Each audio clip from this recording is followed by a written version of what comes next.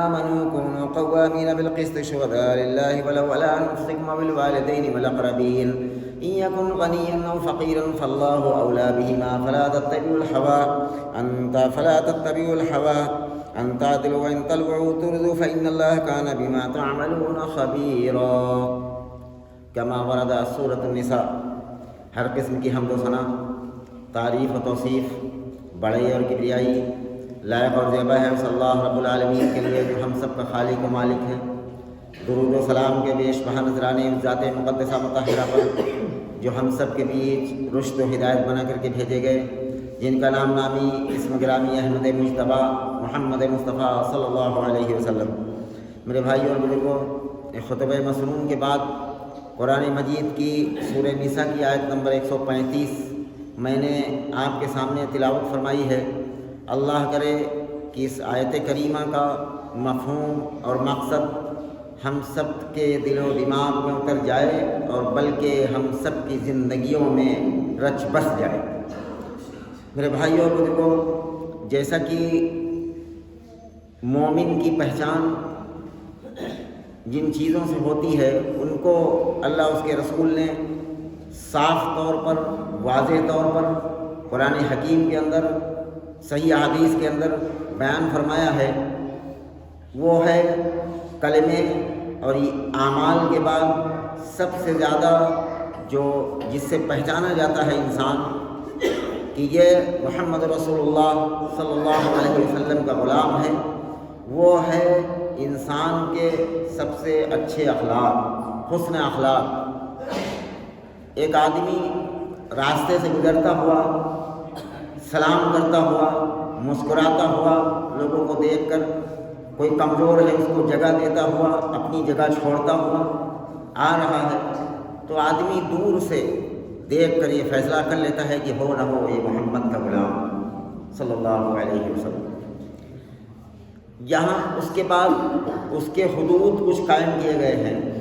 رسول اللہ صلی اللہ علیہ وسلم نے اس کی حدیں بتائی ہیں کہ انسان کو حسن اخلاق اور اس کا نیچر، اس کا مزاج کیسا ہونا چاہیے اور کن چیزوں کا لحاظ کرنا چاہیے. وہ یہ ہے کہ حسن اخلاق کے چکر میں کہیں ایسا نہ ہو کہ انسان عدل و انصاف کا دامن چھوڑ.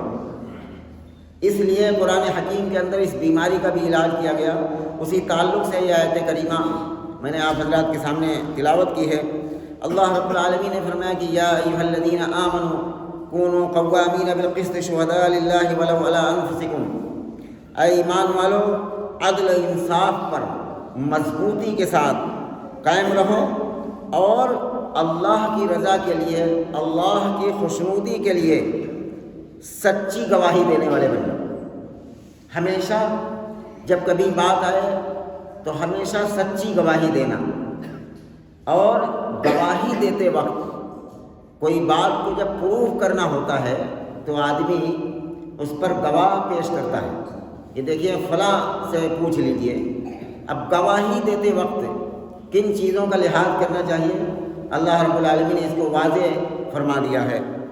فرمایا کہ جب گواہی دینے لگو کسی بات پر، چاہے وہ کسی عدالت میں ہو، وہ چاہے کسی مجمع میں ہو، چاہے مسجد میں ہو، چاہے چند لوگوں کے بیچ میں ہو، فرمایا کہ شہداء للہ ولو علی انفسکم، اللہ کی رضا کے لیے گواہی، سچی گواہی دو، چاہے وہ اپنے خلاف کے ہو. سب سے پہلی بات، آدمی کہاں پر بھٹک جاتا ہے، شیطان اسے اچٹ لیتا ہے، کچھ چیزیں اس کے دل کے اندر خرابیاں پیدا کر دیتی ہیں کہ آدمی سوچتا ہے کہ یہ بات کہنے سے کہیں ہم ضابطے میں نہ آ جائیں، کہیں ہمارا نقصان نہ ہو جائے. تو سب سے پہلا جو جملہ فرمایا اللہ رب العالمین نے، شہداء للہ ولو علی انفسکم، اللہ کی رضا کے لیے سچی گواہی دو چاہے وہ تمہارے ہی خلاف ہو. اگر کوئی بات آدمی پیش کر رہا ہے کہ یہ چیز غلط ہے اور وہ کام آدمی خود کر رہا ہو، تب بھی اس پر ڈٹ کر گواہی دینا چاہیے کہ ہاں یہ چیز غلط ہے، اگرچہ ہمارے اندر ہی ہے کمی، لیکن یہ چیز غلط ہے. یہ چیز جو ہے اس عمل پر جو سزائیں اللہ اس کے رسول نے دی ہے اس کا مستحق میں بھی ہوں. چاہے وہ اپنے خلاف جو ہے گواہی کیوں نہ ہو، فوراً اس پر آدمی کو آمادہ ہو جانا چاہیے کہ ہاں یہ ہمارے اندر کمی ہے، یہ ہمارے اندر خرابی ہے، اور اللہ اس خرابی کو دور فرما دے، اور کوشش کرے کہ اس کو دور کرے۔ اور اس کے بعد جو بہت بڑے دماغوں میں جو شیطان خناس پیدا کرتا ہے گواہی دیتے وقت، کون کون چیز کا خیال آتا ہے؟ سب سے پہلے اپنے آپ پر خیال آتا ہے، دوسرے نمبر پر ان یکن غنیا او فقیرا، چاہے وہ کوئی امیر آدمی ہو، چاہے وہ کوئی غنی آدمی ہو، چاہے وہ بالکل فقیر آدمی ہو، غریب ہو، اس کا لحاظ نہ کیا جائے سچی گواہی دینے۔ ان یکن غنیا او فقیرا فاللہ اولی بہما، اگر تم کسی کی امیری کی طرف نظر کر کے گواہی دیتے ہو، اگر تم کسی کی غریبی کی طرف نظر کر کے گواہی دیتے ہو، تو اللہ بدرجہ اولا تم سب سے زیادہ ان امیر اور غریبوں سے تعلق رکھنے والا ہے۔ کبھی کبھی آدمی ایسا کرتا ہے جانتے ہو، اور اس برائی کو لوگ برائی نہیں سمجھتے۔ کبھی کبھی آدمی بڑے آدمیوں کے خلاف گواہی دینے میں دب جاتا ہے، بڑا آدمی ہے، پتہ نہیں کون سی ضرورت لگ جائے زندگی میں، پتہ نہیں کیسے حالات آ جائیں، پیسے والا آدمی ہے، اس کے خلاف گواہی دینا تو یہ تو جرم ہے ہی ہے۔ عام طور پر اسے لوگ جرم سمجھتے ہیں کہ آدمی بڑے آدمی کے سامنے سچی بات نہیں کہہ سکا، گواہی نہیں دے سکا، یہ دب گیا ہے اس کی دولت کی وجہ سے۔ اس جرم کو تو فوراً لوگ اقرار کر لیتے ہیں یہاں یہ غلطی ہے، لیکن دوسرا جو جملہ اللہ رب العالمین نے فرمایا او فقیراً، چاہے وہ غریب آدمی کیوں نہ ہو، آدمی جب یہ غلطی کرتا ہے تو اس غلطی پر ٹوکتا نہیں آدمی۔ کبھی کبھی گواہی دیتے وقت غریب آدمی کی طرفداری کر دیتا ہے، یہ بہت پریشان حال ہے، بہت غریب آدمی ہے یار، اور جو ہے اگرچہ اس کی غلطی ہے لیکن اس کے عیب کو چھپا لیا جائے، اس کی غلطی کو چھپا لیا جائے، تو اللہ رب العالمین نے دونوں چیزوں کو حرام فرمایا۔ ان یکن غنیا او فقیرا، تم گواہی دیتے وقت نہ تو بڑے آدمی کے اس کی بڑائی کا، اس کی دولت کا لحاظ کرو، اور نہ تو گواہی دیتے وقت اس کی غربت کا، اس کی فقیری کا اور اس کے مفلسی کا خیال کرو۔ فاللہ اولی بہما، اللہ نے ان دونوں کو پیدا کیا ہے، غریب کو امیر کو، اللہ تم سب سے زیادہ ان سے تعلق رکھنے والا ہے۔ اللہ امیر کا بھی رب ہے، غریب کا بھی رب ہے، اللہ سب سے زیادہ تعلق رکھنے والا۔ اگر ہم غریب کے غریبی کو خیال کر کے سچی بات نہ کہیں، امیر کی امیری کو دیکھ کر سچی بات نہ کہیں، تو اللہ رب العالمین فرماتا ہے فاللہ اولی بہما، اللہ رب العالمین تم سب سے زیادہ ان سے تعلق رکھنے والا ہے۔ تم اللہ کے لیے فرمایا کہ بالقسط شہداء للہ، اللہ کے لیے سچی گواہی دو، اس میں کسی کے غریب کو غریبی کا اور جو ہے امیر کی امیری کا اس کا لحاظ قطعاً نہ رکھا جائے۔ تو اس کے بعد فرمایا فلا تتبعوا الهوى ان تعدلوا وان تلووا او تعرضوا فان الله كان بما تعملون خبيرا، کہ اس لیے کہ تم خواہش نفس کے پیچھے پڑ کر انصاف نہ چھوڑ دو۔ فرمایا کہ فلا تتبعوا الهوى، ایسا نہ ہو کہ تم اپنی خواہش کے حساب سے گواہی دینا شروع کرو۔ یہ بات جانتے ہو، یہ حسن اخلاق پر چل رہا ہے۔ اخلاق پر بہت ساری چیزیں، بہت ساری تقریریں آپ سنتے ہیں، لیکن اخلاق کا جو یہ پہلو ہے قرآن حکیم کے اندر جو بیان کیا گیا ہے کہ اخلاق میں، اچھے اخلاق میں یہ چیزیں داخل ہیں کہ جب بھی کوئی بات آئے تو آدمی سچی بات بولے، چاہے وہ امیر ہو یا غریب ہو۔ فلا تتبعوا الهوى، اپنی خواہش نفس کے پیچھے چل کر ان تعدلوا وان تلووا، کہیں انصاف کا دامن نہ چھوٹ جائے تمہیں اپنی خواہش کے چکر میں۔ فإن اللہ وَاعْتُرِضُوا فإن اللہ كَانَ بِمَا تَعْمَلُونَ خَبِيرًا، اگر تم نے کج بیانی کی یا پہلو تہی کی، یعنی اگر تم نے بیان کو جھوٹا کر دیا یا پھر کسی کی طرفداری کی، تو جان رکھو جو کچھ تم کرو گے اللہ تعالیٰ ان اللہ كَانَ بِمَا تَعْمَلُونَ خَبِيرًا، اللہ تعالیٰ تمہاری تمام چیزوں کی خبر رکھتا ہے، اس کو علم ہے۔ اگر دل کے اندر یہ کیفیت ہوئی کہ گواہی دیتے وقت کسی کی طرفداری کی گئی، امیری کی وجہ سے، غریبی کی وجہ سے یا اپنے پن کی وجہ سے، اب آدمی گواہی دیتے وقت کوئی اپنے خاندان کا آدمی ہے، اپنے قبیلے کا ہے، اپنے گھر کا ہے، اپنی اولاد ہے، اپنا باپ ہے، اپنا رشتہ دار ہے، اس کے خلاف بہت مشکل پڑتا ہے. بہت تھوڑے لوگ دنیا میں ایسے رہ گئے ہیں جو ایسے موقع پر اپنی آواز کو بلند کرتے ہیں کہ ہاں میرے بیٹے نے یہ غلط کی. صحابہ کرام نے کر کے دکھایا. بیٹے کی بات آئی تو بھی بات سچی کہی کہ میرا بیٹا اس نے یہ جرم کیا ہے, اس سزا کا یہ مستحق ہے. باپ کی بات آئی تو فوراً اقرار کر کے ایکسیپٹ کر لیا کہ میرے باپ کی یہ غلطی ہے. قرآن حکیم کے اندر یہ سلوک سکھایا گیا کہ انصاف کا دامن نہ چھوٹ نہ پائے. جب بھی بات زبان سے نکلے تو ہمیشہ انصاف کی نکلے. کسی کی دوستی کا خیال نہ ہو, کسی کی امیری کا خیال نہ ہو, کسی کی غریبی کا خیال نہ ہو, کسی رشتہ داری کا خیال نہ ہو, کسی اپنے قبیلے اور خاندان کا خیال نہ ہو. بالکل صاف ستھری بات کہی جائے. اور اگر ایسا نہ کیا گیا اور تو اگر اسے اعراض کیا گیا تو فرمایا کہ فَإِنَّ اللَّهَ كَانَ بِمَا تَعْمَلُونَ خَبِيرًا. اللہ رب العالمین تمہارے ان تمام کرتوتوں کا, تمام اعمال کا جاننے والا ہے. جو تمہارے دل کے اندر ہے اس کو بھی جانتا ہے. إِنَّهُ عَلِيمٌ بِذَاتِ الصُّدُورِ. اور یہ سورہ نساء کی آیت نمبر 135 تھی. اللہ کے حبیب صلی اللہ علیہ وسلم نے فرمایا کہ اب دیکھو حقوق بیان کیے جا رہے ہیں. حسن اخلاق میں دو چیزیں آتی ہیں, ایک تو انصاف اور دوسرے یہ ہے کہ حقوق کو سمجھنا. اب یہاں مسلمانوں کے حقوق کو بیان کیا جاتا ہے. ایک پوائنٹ اس میں بڑا عجیب و غریب ہے, میں اس کو مزید گفتگو میں آنے کی کوشش کر رہا ہوں. عن ابی ہریرہ رضی اللہ تعالیٰ عنہ, ابو ہریرہ رضی اللہ تعالیٰ عنہ فرماتے ہیں کہ رسول اللہ صلی اللہ علیہ وسلم نے فرمایا کہ ایک مسلمان کے دوسرے مسلمان پر 6 حقوق ہیں. 6. اچھی طرح بات کو یاد رکھیں تاکہ ہمیشہ زندگی کے اندر ہماری یہ آ جائے. 6 حقوق ہیں. یہ ابن ماجہ شریف کی حدیث نمبر 1433 نمبر پر یہ روایت موجود ہے کہ ایک مسلمان کے دوسرے مسلمان پر 6 حقوق ہیں. اچھا, عام طور پر اس وقت کی جو صورتحال ہے, پوری امت ٹکڑوں میں بٹی ہوئی ہے. یہاں تک کہ ایک فرقہ دوسرے فرقے کو مسلمان ماننے کے لیے تیار ہے, تو اس کے حقوق کیسے ادا کیے جائیں گے؟ مسلمان کی ڈیفینیشن بھی اس دور کے اندر سمجھنے کی ضرورت ہے. دیکھیے, اگر دیوبندیوں سے پوچھا جائے کہ بریلوی مسلمان ہیں, ان کے حقوق کو ادا کیا جائے تو براہ راست کہیں گے یہ مشرک ہے. بریلویوں سے پوچھا جائے کہ دیوبندی مسلمان ہے تو کہیں گے یہ گستاخ رسول ہے, کیسے مسلمان ہو سکتے ہیں. اسی طریقے سے ہر فرقہ ایک دوسرے کو مسلمان جب ماننے کے لیے تیار نہیں ہے تو اس کے حقوق کی ادائیگی کیسے ہوگی؟ اچھا, حدیث کے اندر تو یہ فرق نہیں کیا گیا ہے. فرمایا کہ ہر ایک مسلمان کے دوسرے مسلمان پر 6 حقوق ہیں. اس حقوق کو بیان کرنے سے پہلے یہاں پر رک کر کے ایک مسئلے کو سمجھ لیں. دیکھیے, غلطی ہونا الگ چیز ہے, انسان مسلمان نہ ہونا یہ بہت بڑی چیز ہے.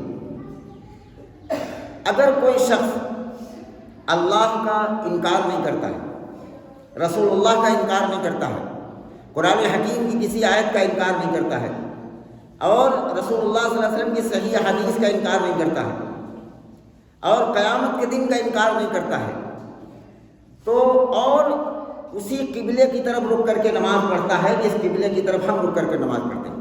اور یہ میں حدیث کا ترجمہ بیان کرتا ہوں. تو رسول اللہ صلی اللہ علیہ وسلم نے فرمایا کہ ایسا شخص مسلمان. اب اگر یہ بات اچھی طرح سمجھ لی جائے تو ان حقوق کو ادا کرنا آسان ہے. سب سے پہلے اس جملے کو سمجھیں کہ مسلمان کون ہے. مسلمان اگر بریلوی ہونے سے کسی کو کافر نہیں کہا جا سکتا, دیوبندی ہونے سے کسی کو کافر نہیں کہا جا سکتا, اسی طریقے سے شیعہ ہونے سے بھی کسی کو کافر نہیں کہا جا سکتا, جب تک کہ یہ چیزیں اس کے اندر نہ آ جائیں. اللہ کا انکار کر دے, رسول اللہ کا انکار کر دے, یا قیامت کے دن کا انکار کر دے, یا پھر اللہ کی کسی آیت کا انکار کر دے, یا پھر صحیح حدیث میں سے کسی حدیث کا انکار کر دے, تب اس پر کفر عائد ہوتا ہے, تب اسے کافر کہا جائے گا. جیسے کہ قرآن حکیم کی ایک آیت کریمہ ہے کہ جس میں سورہ احزاب کی, جس میں اللہ رب العالمین نے فرمایا کہ خاتم النبیین, کہ رسول اللہ صلی اللہ علیہ وسلم سب سے آخری نبی ہے. اب کوئی رسول اللہ صلی اللہ علیہ وسلم کو چھوڑ کر کوئی اور نبی بنا لے تو اس سے کافر کہا جائے گا. جیسے قادیانی ایک فرقہ ہے, پاکستان میں زیادہ ہے, یہاں کم ہیں لوگ. تو وہ مرزا غلام احمد قادیانی کو اپنا نبی مانتے ہیں۔ اب پوری دنیا کا مسلمان ان کو کافر کہتا ہے، کافر کہا جاتا ہے، اسے دجال کہا جاتا ہے مرزا غلام احمد کو۔ تو جب تک کہ یہ چیز انسان کے اندر نہ پیدا ہو جائے اس وقت تک اسے مسلمان کہا جائے گا۔ اس کی غلطیاں سامنے لائی جائیں گی کہ دیکھیں یہ تم عمل کرتے ہو، یہ تمہارا عمل شرک ہے، یہ تم کام کرتے ہو، یہ تمہارا عمل بدعت ہے، اور یہ تم جو بول رہے ہیں یہ تمہارا بول کفر ہے۔ اللہ کا انکار اس میں ثابت تھا۔ اگر وہ باز آ جائے اس سے تو ٹھیک ہے، نہیں باز آتا ہے اور وہ سمجھانے کے بعد تب بھی اسے اس وقت تک مسلمان ہی سمجھا جائے گا جب تک کہ ان چیزوں میں سے کسی چیز کا انکار نہ کرے۔ بات سمجھ میں نہیں؟ اب پتہ چلا کہ یہ جو حقوق بیان کیے گئے ہیں یہ صرف وہ اپنے اپنے فرقے پر نہیں بلکہ تمام مسلمانوں پر۔ فرمایا کہ 6 حقوق ہیں، اس میں سے نمبر 1 پر کہ جب ملاقات ہو تو سلام کرے، جب ملاقات ہو تو سلام کرے۔ بخاری کی ایک روایت کے اندر ہے سلام کا جواب دے، اس میں 5 ہی حقوق بیان کیے گئے ہیں۔ تب وضاحت والی جو روایت ہے میں اس کو یہ صحیح سند کے ساتھ میں ابن ماجہ شریف کے اندر یہ روایت موجود ہے۔ فرمایا کہ 6 حقوق میں سے پہلا حق یہ ہے ایک مسلمان کا کہ جب ملاقات ہو تو سلام کرے۔ آج صورتحال کیا ہے؟ اس حق کو کوئی ادا کر رہا ہے؟ عام طور پر یہ ہے کہ جو لوگ اپنے آپ کو دیوبندی کہتے ہیں وہ بریلویوں کو سلام نہیں کرتے، بریلوی جو کہتے ہیں دیوبندیوں کو کافر سمجھتے ہیں، سلام نہیں کرتے۔ سلام کرنا تو بہت بڑی بات ہے، ان کے یہاں تو نکاح ٹوٹ جاتا ہے سلام کرنے سے۔ اب جب مسلمان ہی نہیں سمجھتا آدمی تو سلام کیسے کرے؟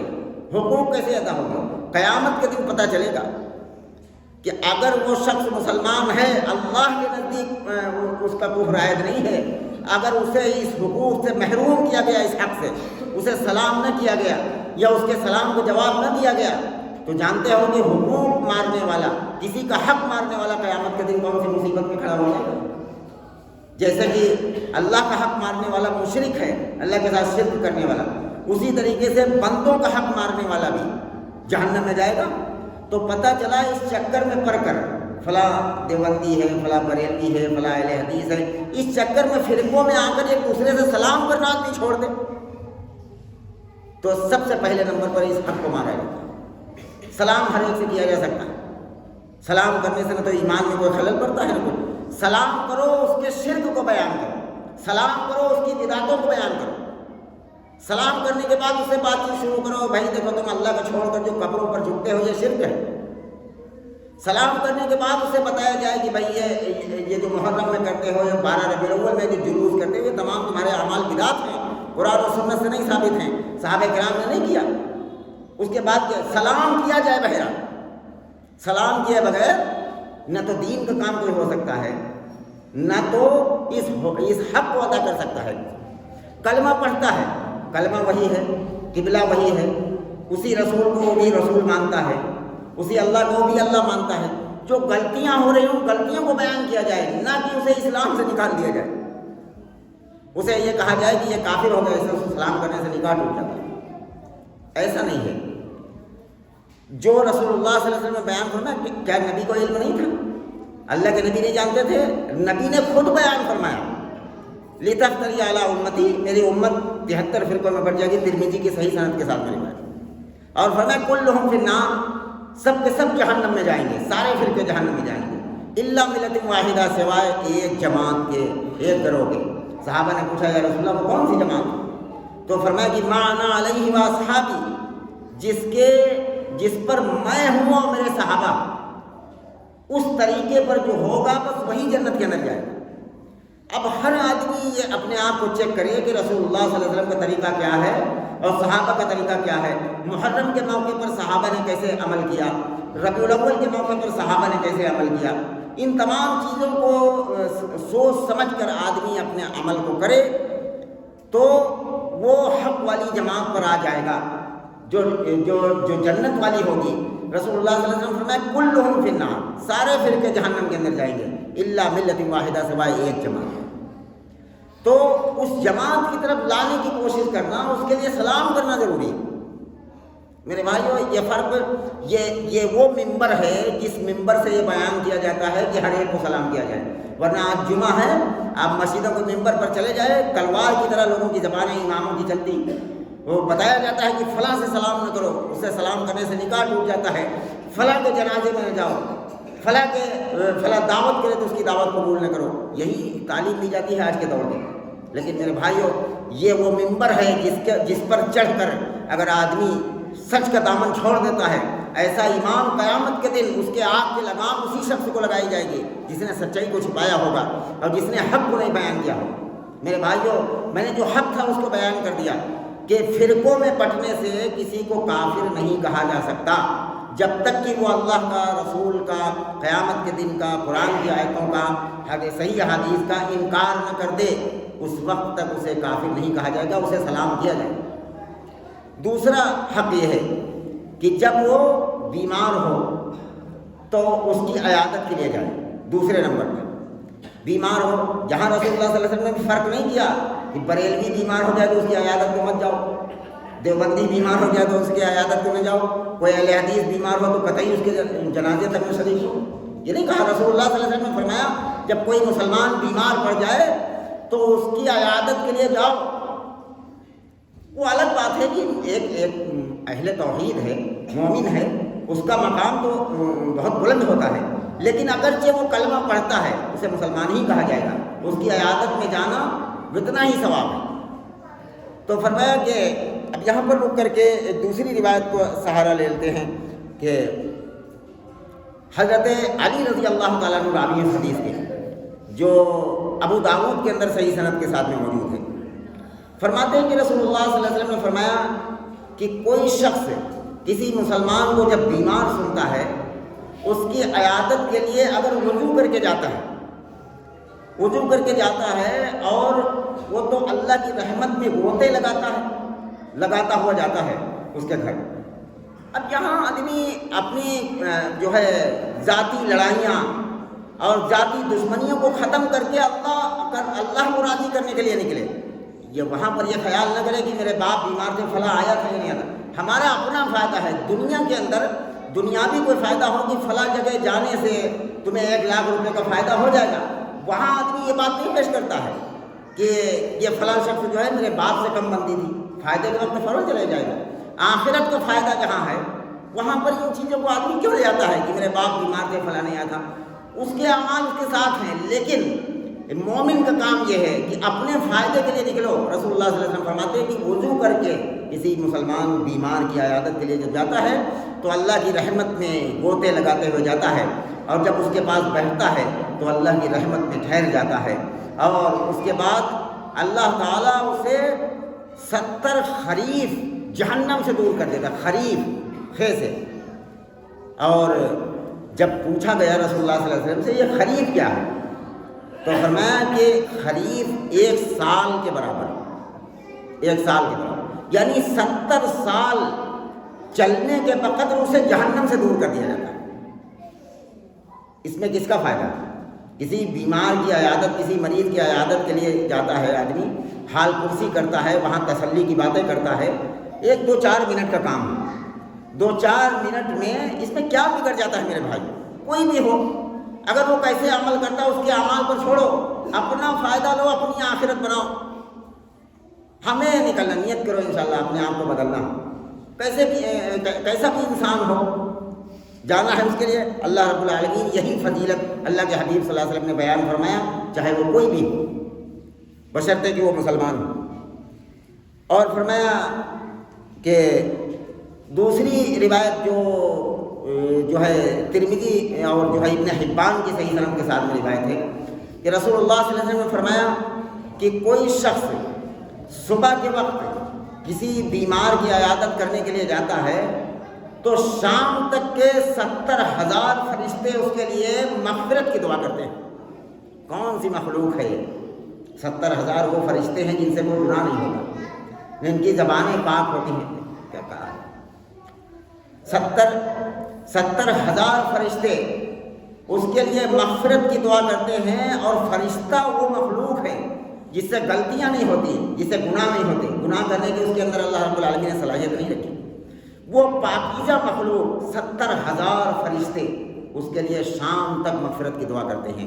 جب کسی بیمار مسلمان کو دیکھنے کے لیے جاتا ہے، عیادت کے لیے جاتا ہے. اور پھر رسول اللہ صلی اللہ علیہ وسلم نے فرمایا کہ اگر کوئی مسلمان مریض کی عیادت کرنے کے لیے شام کے وقت جاتا ہے تو صبح تک کے 70,000 فرشتے اس کے لیے مغفرت کی دعا کرتے ہیں. میرے بھائیو، یہ معمولی چیز نہیں ہے. ان چیزوں سے آدمی ان فرقہ بندیوں میں، فرقہ پرستی کے چکر میں ان چیزوں سے محروم ہو جاتا ہے. یہ جو صداقت ہے میں ممبر رسول سے بیان کرنے کی کوشش کر رہا ہوں، جو سچائی ہے. اور تو یہ ہوا مریض کی عیادت کا. اور تیسرے نمبر پر جو حق ہے ایک مسلمان کا، وہ یہ فرمایا کہ جب وہ اس کا انتقال ہو جائے تو اس کے جنازے کے ساتھ جانا. اچھا، یہاں لفظ حدیث کے اندر جنازے کے ساتھ جانا ہے. جیسے کہ عام طور پر آدمی کہتا ہے کہ کاندھا دینا، ایک جو طاقتور انسان ہے وہ کاندھا دے گا. اگر کوئی بوڑھا آدمی جنازے کے ساتھ جا رہا ہے اور وہ خود بمشکل تمام وہ چل پاتا ہے اپنا سفر، وہ کندھا کیا دے گا؟ اسی لیے رسول اللہ صلی اللہ علیہ وسلم کو یہ پتہ تھا تو کندھا دینے کا لفظ نہیں فرمایا. کہا کہ مسلمان کے جنازے کے ساتھ میں جانا. اگر تم کندھا نہیں دے سکتے کوئی بات نہیں، کوئی حرج نہیں ہے اس میں. جو جوان ہیں، جو طاقتور ہیں، وہ لوگ آگے ہیں اس میں، لیکن اس کے ساتھ میں جانا یہ تیسرے نمبر کا حق ہے اس کے. اور چوتھے نمبر کا یہ ہے کہ جب وہ اسے چھینک آئے اور چھینک میں الحمدللہ کہے تو اس کے بدلے میں یرحمک اللہ. ایک بھائی دوسرے بھائی کی چھینک پر یہ نہیں کہتا. آج صورتحال یہ ہے، ماں باپ اپنی اولاد کی چھینک پر یہ نہیں کہتے. پڑوسیوں کو چھینک پر کیا کہا جائے گا؟ میرے بھائیوں، وہ اپنے آپ کو بدلنے کی کوشش کریں. کسی مسلمان کی جب چھینک آئے تو جب وہ الحمدللہ کہے تو اس کے بدلے میں یرحمک اللہ کا. یہ اس کے حقوق میں سے ہے، یہ کوئی احسان کی بات نہیں، یہ اس کا حق ہے. یرحمک اللہ، اللہ تجھ پر رحم فرمائے. وہ جب اللہ کی تعریف کرے الحمدللہ، اس پر یہ کہے یرحمک اللہ، اللہ تجھ پر رحم کرے. تو یہ دعا کرنا یہ اس کے حق میں سے، یہ کوئی معمولی چیز نہیں. کہو تو چلے گا، نہ کہو تو چلے گا، یہ حقوق میں سے مسلمانوں کی. اور چوتھا حق یہ ہے، پانچواں، کہ جب وہ دعوت کرے تو اس کی دعوت کو قبول کیا جائے. اچھا، یہ حق تو آدمی ادا کر دیتا ہے. دعوت کیسا بھی مسلمان ہو، چاہے کوئی فرقے کا ہو، وہ دعوت کرے تو دعوت قبول کی جائے. اس چیز میں آدمی یہ حق ایسا ہے کہ جو بغیر کہیں آدمی قبول کر لیتا ہے. اچھا، اس میں ایک نقطہ یہ ہے کہ دعوت شرعی اعتبار سے جائز ہونا چاہیے. ایسا نہ ہو کہ دعوت غیر اللہ کی نظر ہو، ایسا نہ ہو کہ دعوت کوئی بدعتی ٹائپ کی ہو جو قرآن و سنت سے ثابت نہ ہو. ایسی دعوتوں میں نہیں. ورنہ اگر وہ دعوت ہے جو فی سبیل اللہ ہے، ہر ایسے مسلمان کی دعوت کو قبول کرنا چاہیے. یہ اس کے حقوق میں سے ہے. نمبر 6 پہ یہ ہے کہ جو اپنے لیے پسند کرے وہی اپنے بھائی کے لیے پسند کرے. یہاں رسول اللہ صلی اللہ علیہ وسلم نے کہاں فرقوں کو بیان کیا ہے، یہاں کہاں پارٹیوں کو بیان کیا ہے. یہ 6 حقوق کے بیچ میں کوئی چیز آئی ہے؟ ساری چیزوں کو اللہ کے حبیب صلی اللہ علیہ وسلم نے عام طور پر بیان کیا کہ جو اپنے لیے پسند کرو وہی اپنے بھائی کے لیے پسند کرو، وہی اپنے مسلمان بھائی کے لیے پسند کرو. مثال کے طور پر کوئی آدمی ایک سیٹ پر بیٹھا ہے، اس سیٹ میں کوئی گڑن ہے اور آدمی خود تو نہ بیٹھے، کسی دوسرے مسلمان کو بٹھا دے تو یہ اس کا حق مارا گیا. اگر کوئی چیز کھانے میں اس کو پسند ہے، اپنا تو کھا لے، اپنے بھائی کے لیے دوسری چیز دے دے تو یہ اس کا حق مانا گیا. مسلمان اللہ کے حبیب فرماتے ہیں کہ جو اپنے لیے پسند کرو. مثال کے طور پر کوئی عادت اگر اس کی ہم کو نہیں پسند ہے تو ہمارے اپنے اندر بھی غور کرنا چاہیے کہ کوئی عادت ایسی تو نہیں جو اس کے ناپسند ہو، یہ بیچارہ برداشت کرتا ہو اور نہ مجھ سے شکایت کر رہا ہو. اس عادت کو بھی بدلنے کی کوشش کرو. جو اپنے لیے پسند کرو وہی اپنے بھائی کے لیے پسند کرو. اور ابو ہریرہ رضی اللہ تعالیٰ عنہ فرماتے ہیں کہ رسول اللہ صلی اللہ علیہ وسلم نے فرمایا کہ یسلم الصغیر علی الکبیر والمار علی القائد والقلیل علی الکثیر. رسول اللہ صلی اللہ علیہ وسلم نے فرمایا، صحیح بخاری کی روایت ہے 6231 نمبر پر. فرماتے کہ رسول اللہ صلی اللہ علیہ وسلم نے فرمایا کہ چھوٹا بڑے کو سلام کرے. یسلم الصغیر علی الکبیر، چھوٹا بڑے کو سلام کرے. اور فرمایا کہ والمار علی القائد، اگر آنے والا ہے تو بیٹھے ہوئے لوگوں کو سلام کرے، اور فرمائے کہ ولل قلیل ولل کثیر، اگر تھوڑے لوگ آ رہے ہوں، ادھر سے زیادہ لوگ آ رہے ہوں، تو تھوڑے والے لوگوں پر اس کا حق ہے کہ ان لوگوں میں سے کوئی سلام کر لے، زیادہ لوگ جو آ گئے۔ تو یہ وہ باتیں تھیں جو انسان کی زندگیاں بدل دیں۔ میرے بھائیوں، مسلمان وہ ہے جس کی ادا سے پہچانا جا سکے کہ یہ محمد رسول اللہ کا غلام ہے۔ جب وہ دیکھنے والا دیکھے کہ ایک آدمی آ رہا ہے، اس کے چہرے پر شکر نہیں ہے، مسکراتا ہوا آ رہا ہے، سلام کرو، مسکرا کر سلام کر رہا ہے، مسکرا کر سلام کا جواب دے رہا ہے، تو سمجھ لے آدمی دیکھ کر جان جاتا ہے کہ یہ محمد رسول اللہ کا غلام ہے۔ اور دوسری روایت کے اندر رسول اللہ صلی اللہ علیہ وسلم فرمایا کہ سب سے بڑا بخیل، کنجوس وہ شخص ہے جو سلام کرنے میں کنجوسی کرے۔ کنجوس صرف وہ شخص نہیں ہے جو مال خرچ کرنے میں کنجوسی کرے، کنجوس وہ شخص ہے جو سلام کرنے میں کنجوسی کرے۔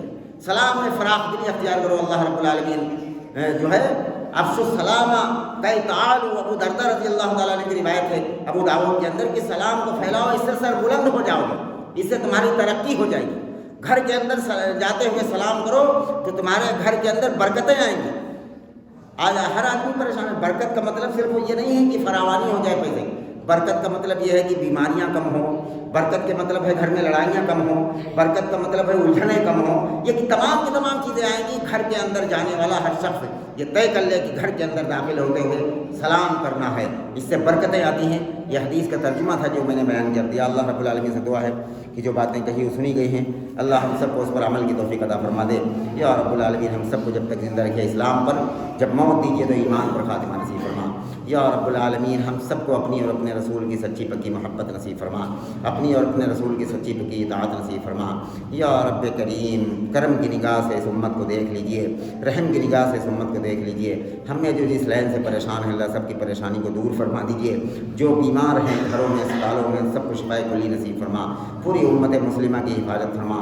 ہم سب کے دلی خواہشوں کو، جائز تمناؤں کو پوری فرما دیجئے، اپنے کرم سے قبول فرما لیجیے۔ وصلی اللہ وسلم عباد اللہ رحمکم اللہ، ان اللہ یأمر بالعدل والإحسان وإيتاء ذی القربى وینہی عن الفحشاء والمنکر والبغی یعظکم لعلکم تذکرون واذکروا اللہ العلی العظیم یذکرکم وادعوہ یستجب لکم ولذکر اللہ تعالی اعلی واولی واعز واجل واتم واعظم واکبر۔